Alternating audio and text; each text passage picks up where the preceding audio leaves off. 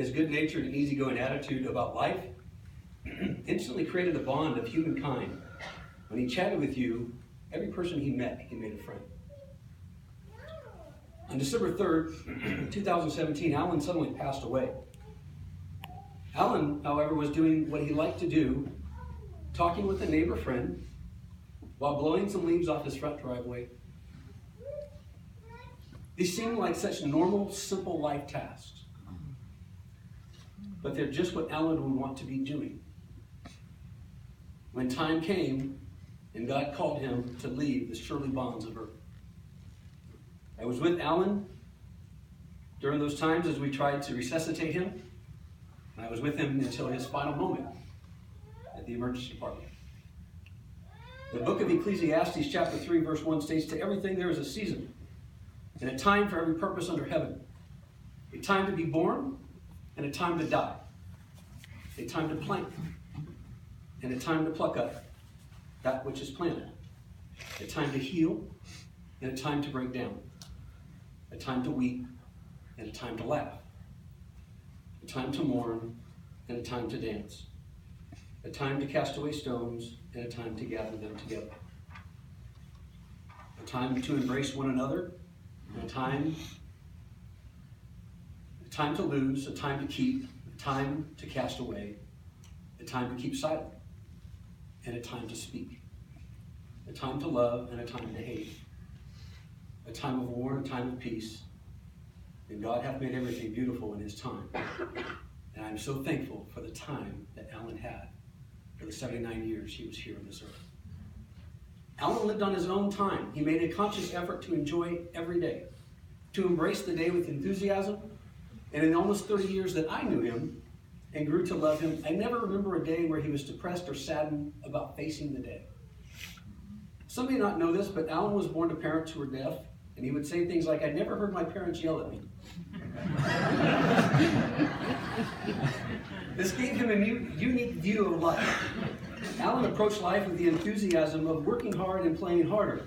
He knew life was short, but he made every moment count sweetly. He lived an honorable and good life. A couple of years ago, we almost lost Alan to a skiing accident. Alan had gone skiing at Tahoe, and while coming down the mountain, he remembers very little about how the accident occurred or what exactly happened. But regardless, he was taken to the local hospital in Tahoe and then flown to Reno in the renowned trauma center where he was in ICU. Upon Chris and I, we arrived to find him with half his ribs broken, brain bleeds, broken, cut, bruised, his face and body just destroyed. And upon hearing our voices, he quickly opened his eyes, he gave us a smile. In a usual papaism, he said to me, "Joe, off your ass and on your feet."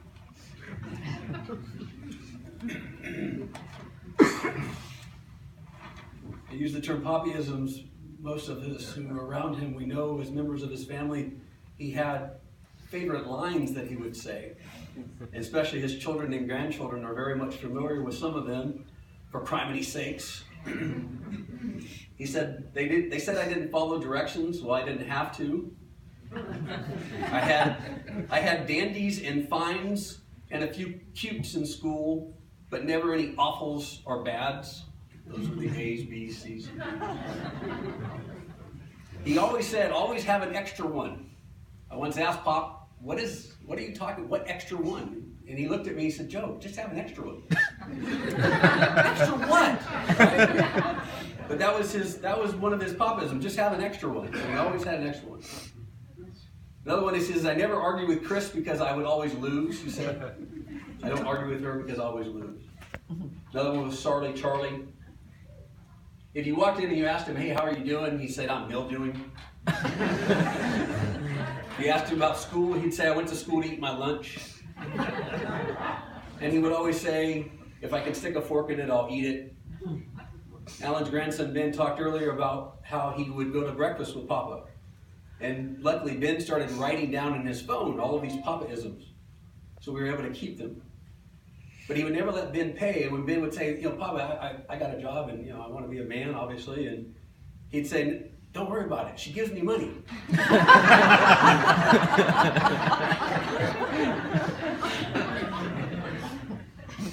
But working in the yard, we would playfully give Alan a hard time about landscaping every inch, or moving rocks 2 inches only to move them back. All were good-natured ribbing of a man who would easily laugh it off and have a Papaism come back, which sometimes made no sense at all. He was proud of his family, his honorable service in the Army, and he once told me that he had very few regrets in life. One of them was that he regretted not joining the Marines. I was surprised by that, and even though he had served his country honorably in the Army and National Guard, I found that intriguing.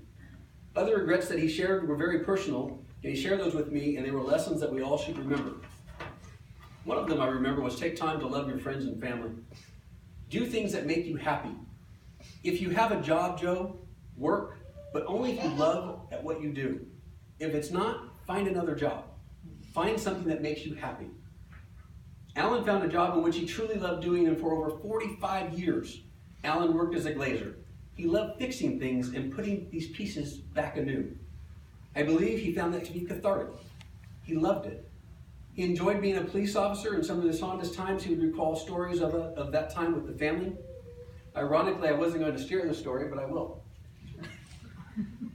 I first met Alan because he lived behind my grandmother's house. Carrie and Lonnie, or Carrie and Lisa and Michael, you actually lived behind my grandmother when you lived on Rogers Avenue. And they knew my grandparents. All these years I didn't know that. Until I was about 16. And one time I got in trouble in the law. I was in Walnut Creek. Part of the officers, you can't get statutory limitations. So you can't get it. I'm doing something bad with my brother in Walnut Creek, and this cop gets us, and he puts cuffs on us, and he sits us down on the curb. No, I'm not going to tell you what I did. There might be a limitation problem. They might have to take me away. Anyways, we were being bad, and we lived in West Pittsburgh, and in a real tough neighborhood, kind of like the Oakland area. And this police officer just kept continuing to talk, and my brother engaged him, and I said to myself, this cop doesn't shut up. And I remember telling my brother, just shut up, you know? He did not cite us, he released us, but it changed my life. And I'm probably here today because of that one moment where this police officer took some time. That story was never told because I was so ashamed of it. I've grown, I went into the Marine Corps, I met my wife, and when I walked into Alan and Chris's house, Alan looked at me and he says, don't I know you?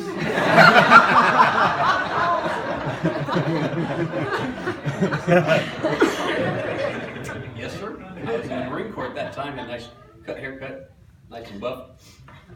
Angie and I had gone to high school together, and here we are dating. And I walked in and I said yes. And I said, I'm glad you didn't take me to jail. I said, because today I'm in the Marines and on a good path. And he said, Joe, that'll be our own little secret. And when I told Mom this after Pop passed, she was surprised because Pop had never given that up. He had kept that for the past 26 years that Angie and I have been together. And I believe that's just amazing. But he also used to tell me that he enjoyed going and sitting with dispatchers. He had fun years later. A dispatcher sent me an email from Walnut Creek and remembers that and appreciates him and how he would only call himself Boam on the radio, which as a dispatcher, it just drives you nuts. I do want to thank, though, all the members of the Walnut Creek Police Department who are here today. Thank you to Chief Thomas Chaplin for his kind words and for sitting the representatives from the police department. Thank you very much. Thank you to Captain Chris Flatts for his kind words, support, as well as thank you to Sergeant Yara Bigla, Sergeant Harrington, Dispatcher Jackie Bosher, Officer Bruce Hahn, retired Captain Neil Stratton, Officer Charlie Novello, and his wife Cappy, and all the Walnut Creek Police Department force for their love, their thoughts of support to our family during this time of loss for all of us. Thank you all for being a part of Alan's life. If you didn't know, Alan also once assisted the FBI and helped bring about change to contractors who were cheating taxpayers. He loved his country, he loved life, he loved to ski, he loved working hard. He was a son, a brother, an uncle, a son-in-law, a grandfather, a great-grandfather, a mentor, a friend, and once described as a husband of where did you get him, out of a catalog? My wife, Angela, fondly remembers at about 8 years old, this man who came to fix the screen door and then never left. Chris and Alan were married for 34 years, and life will never be the same without him. We will all have to wait till we get to the other side to re-engage with Alan and those who have passed before us, for death is a part of life. We all know this, and we all wish it was not so. However, personally, Alan was a great mentor to me, and he helped me become the man from who I was at the age of 16. His gentle giant ways, his suggestions of how to do things, I later learned they were not suggestions. The surprise of, hey, let's go to lunch. His conversations were in subtle ways of passing on the lessons in life that he had learned, and maybe even the hard way. He took time to mentor and love me, and was always proud, never disappointed in us. And it was the man that I knew and thankful for, and for that all he taught me. For all the Papaisms, and Papa Alan, thank you for being you, for being stubborn, for believing in us, for loving Angela and Joey and Ben and Alyssa and Emma and all of us children, for always being there for us, for being our rock, to talk with us, to love on us, for always being there for us, for your outlook on life, your positive spirit, all the times you made us smile and laugh, for all the jokes, the Papaisms, for sharing your life, sharing your children with us. And the world that you saw was always a half glass that was full and not half empty. You knew when something was broken that you could fix it. We thought we would have you until, like you said, was when your pool warranty expired, which was 25 years from now at age 104. We thought this beautiful spirit of a man would live to 104 because that's how he lived life.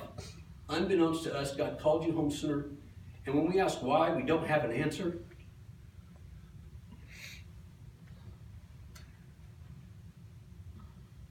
I'm not going to take my shoes off.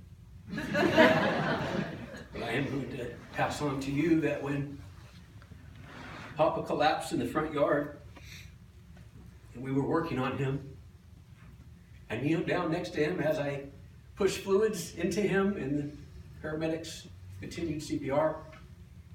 I said, Papa, you can't leave. I need you. Your family needs you. And I heard his voice say to me, Joe, it's going to be okay. It was so loud, it stood me straight up. As I stood there with this bag of fluid trying to work on him, it scared me so much because I thought he was talking to me and I had to look at him again. But he said, it's going to be okay. And I have to believe that. It's going to be okay. We're going to miss you, Pop, and we love you. But as you told us, it's going to be okay.